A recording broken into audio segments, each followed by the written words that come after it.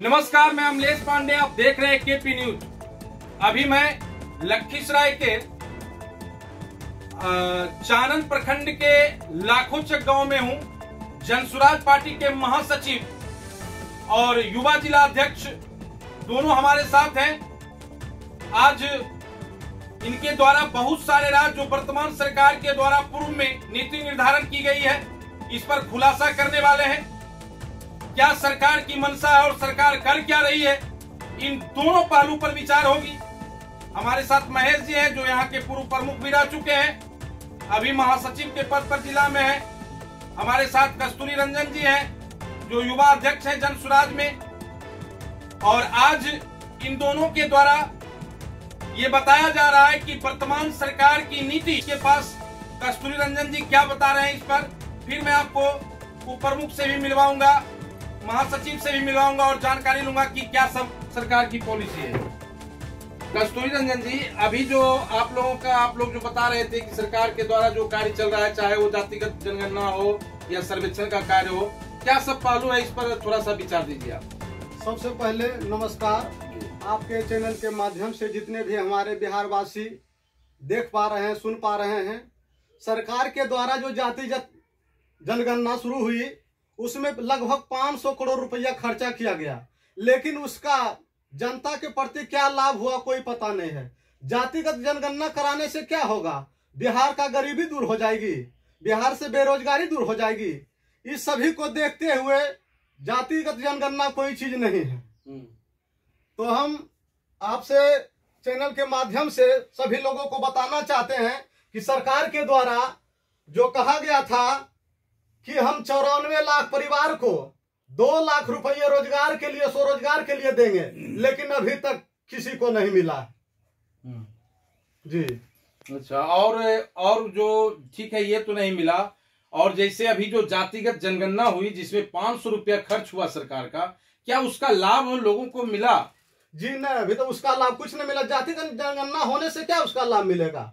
जब सरकार गरीब के प्रति सोचेंगे, भूमिहीन के प्रति सोचेंगे और उसको लाभ दिया जाएगा। जिसको जमीन नहीं है उसको 3 डिसमिल जो सरकार के द्वारा जमीन दिया जा रहा था, वो भी अभी तक पूरे परिवार को जितना गछा गया था अभी तक नहीं मिला है जी। घोषणा की गई थी, नहीं मिला है। अभी जो ये सर्वेक्षण का कार्य जो चल रहा है, सर्वे का कार्य चल रहा है, इसमें बता रहे थे कि बदहाल जनता के साथ जो पब्लिक का क्या हो रहा है पदाधिकारी के द्वारा। सर्वे में तो इतना भ्रष्टाचार है कि अमीन जब उसके पास जाता है तो कहता है कि रसीद नहीं है, तो केवाला नहीं है, तो जमाबंदी ठीक नहीं है, ये आहर का जमीन है, पोखर का जमीन है। इसी तरह से आम जनता को पूरा परेशान किया जा रहा है सर्वे अमीन के द्वारा। जबकि सरकार अभी तक सर्वे में 20% ही ऑनलाइन करवा चुकी है, जबकि 100% हो जाता तब सर्वे का कार्य होता तो कुछ होता, लेकिन वैसा तो कुछ हो नहीं रहा है। जबकि वर्तमान सरकार अभी केंद्र में भी सरकार है और राज्य में भी सरकार है उनका, लेकिन कुछ नहीं हो रहा है। तो क्या लगता है कि इन सारी चीजों के बीच में थर्ड फ्रंट के रूप में आपकी पार्टी आ रही है? जी, जनसुराज बिल्कुल आ रही है, और गरीबों के प्रति, बेरोजगारों के प्रति और जो हमारे विद्यार्थियों के प्रति प्रशांत किशोर जी का जो सोच है वो बहुत अच्छा है। इस बार जनसुराज आएगी और जितना भी है सभी भ्रष्टाचार सरकार है, निकम्मी सरकार के प्रति जो ये सब कर रहे हैं वो सभी को मिटाएंगे। देखिए, युवा अध्यक्ष का कहना है कि सरकार के द्वारा 500 करोड़ रुपया खर्च किया गया था जातिगत जनगणना जो हुई थी। जनगणना के बाद सरकार का ये पॉलिसी, ये घोषणा थी कि हम 39 लाख महादलित परिवार को जमीन मुहैया कराएंगे। जो भूमिहीन है उसको जमीन मुहैया कराएंगे, आवास के लिए 1,20,000 रुपया उपलब्ध कराएंगे। वो नहीं हो सका। 50 लाख सर्वदलीय भूमिहीन परिवार में 50 लाख वैसे परिवार को ये घोषणा की गई थी कि उनको 3-3 डिसमिल जमीन दिया जाएगा। सरकारी आंकड़ा के मुताबिक 2,24,000 परिवार को जमीन मुहैया कराया गया। दुर्भाग्य की बात उसमें है कि 1,20,000 परिवार को अभी तक दखल कब्जा, पर्चा तो मिल गया लेकिन अभी तक भूमि पर दखल नहीं हो पाया है। इसके बावजूद रही बात सर्वेक्षण की, तो सर्वेक्षण जो अभी सर्वे जो चल रहा है, सर्वे का कार्य चल रहा है, इससे तो पूरी जनता कितना त्रस्त है इसके बारे में बताया नहीं जा सकता।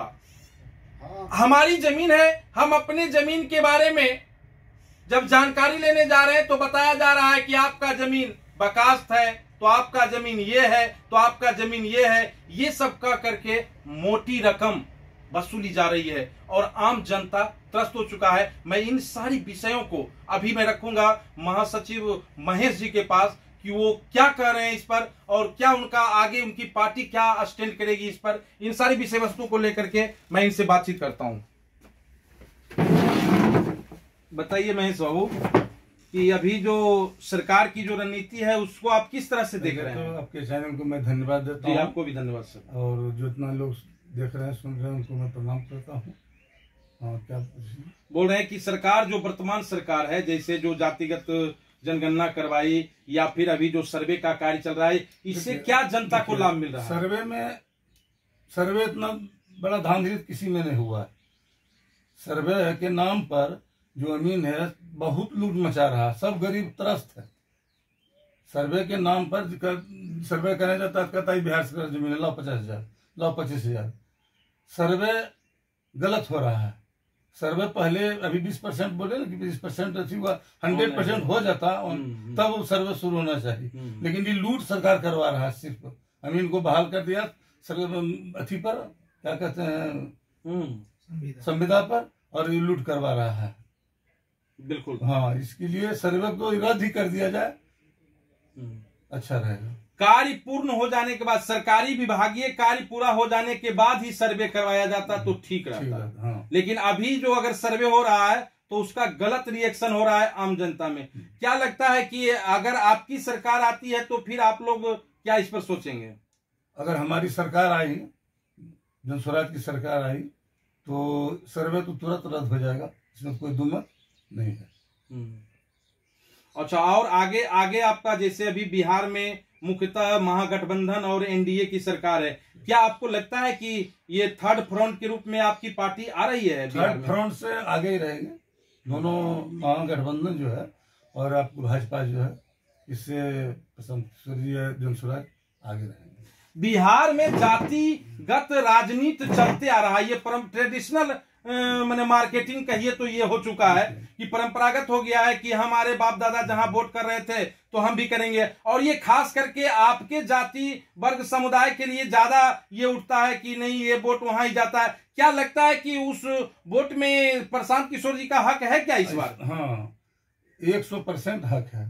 प्रशांत किशोर जी या जन स्वराज ऐसी पार्टी है कि कोई जाति को नहीं मांगते हैं। ये दो जाति, औरत और मर्द जाति है, बाकी ये कोई जातिवाद इसमें नहीं है। और साथ आप बोले कि यादव की बात है तो हमको लगता है कि 80% यादव जन स्वराज को वोट करें। 80% गारंटी है। देखिए, ये महासचिव जन स्वराज के हैं महेश जी, ये बता रहे थे कि बिहार में इस बार जातिगत फैक्टर नहीं चलने वाला है। जो भी चलने वाला है नीति के साथ, चूंकि शिक्षा, स्वास्थ्य और बेरोजगारी ये 3 मुद्दा होगा जिसको पहले से ही प्रशांत किशोर के द्वारा जब वो पैदल यात्रा कर रहे थे उसी समय से उठाया जा रहा है। और हमें लगता है कि वही मुद्दा को लेकर के इनकी पार्टी आगे बढ़ेगी और कार्य करेगी। और लोग अब पूरी तरह से ये समझ चुके हैं कि हमें अब जातिगत मामला से आगे उठ करके अगर देश का विकास करना है, समाज का विकास करना है, तो हमें आगे बढ़ के काम करना होगा।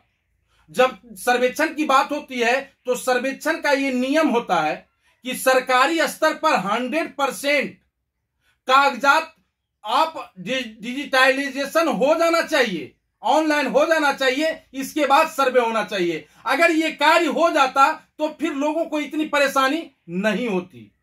रजिस्टर 2 आपके पास में है, सारा व्यवस्था आपके पास में है, फिर आप ये आम जनता को जो सर्वे के लिए दौड़ रहे हैं इसका जिम्मेवार कौन है?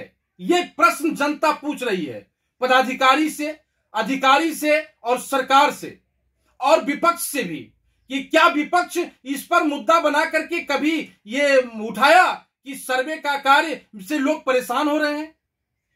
इतनी परेशानी है कि आपको मैं बतला दूं कि सरकार का दायित्व तो होता है सर्वे का कार्य कराना, लेकिन अभी लग रहा है कि जनता का ही सबसे बड़ा कार्य है, वो परेशान है।